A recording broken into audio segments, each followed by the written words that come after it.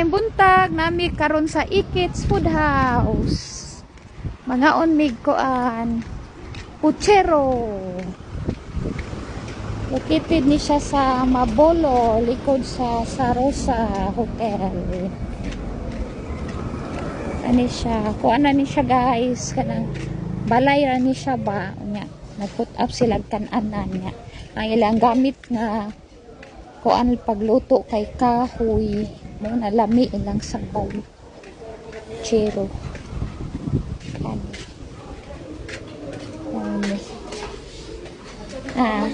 Na. Oh. Mo na lami nya lata kay ilang baka. Sila laing sudan oh. Ti, nawi Gcash te. Ana lagi. Lami kay lang sudan na. Lami ko ay. Pirmi mi diri. Amo ang puchero. Kani siya puchero niya. Nag-order sa utan.